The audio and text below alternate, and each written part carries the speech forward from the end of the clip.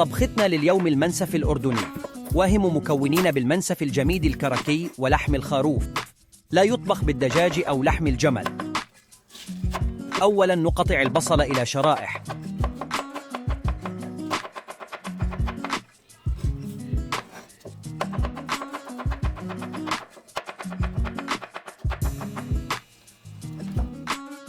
ثم نكسر الجميد ونخلطه بالخلاط مع الماء.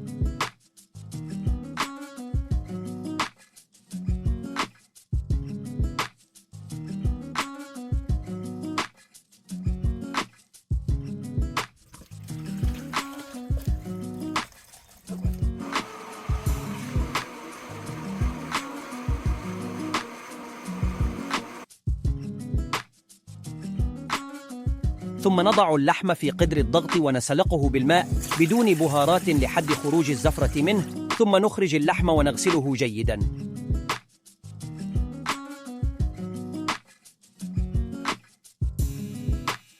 ثم في القدر نضع السمنة البلدية ونشوح البصل واللحم.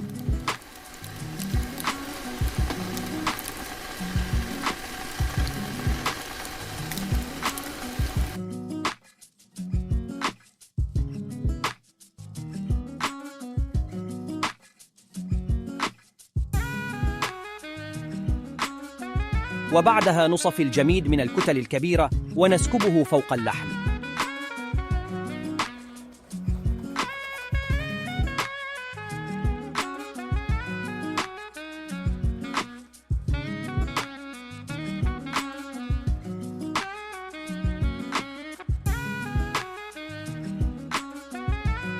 إذا كان الجميد ثقيلاً نخففه بالماء أو لبن العيران.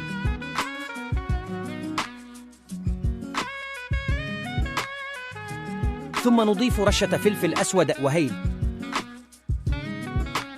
ورشة بهارات المنسف.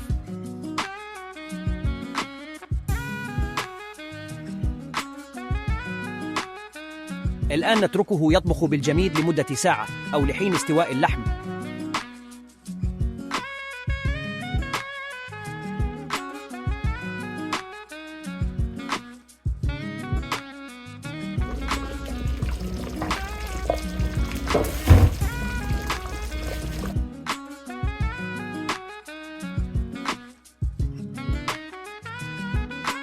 في قدر على النار نذوب السمنة ونضيف عليها ماء،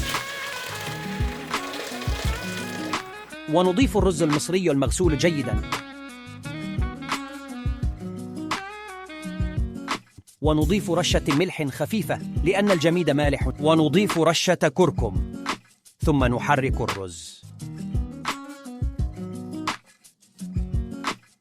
وبعدها نخفف النار إلى أقل درجة حرارة، ثم نغطي الرز ونتركه لمدة 15 دقيقة. الآن في صينية نضع خبز الشراك أو خبز الصاج ونسكب فوقه جميد، ثم الرز وفوقه جميد،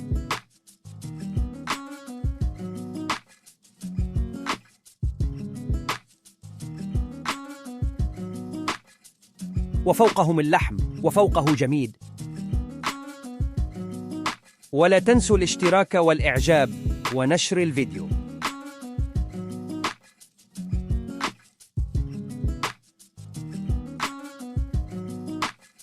ثم نزينه باللوز المحمص والبقدونس المفروم. وبالعافية عليكم.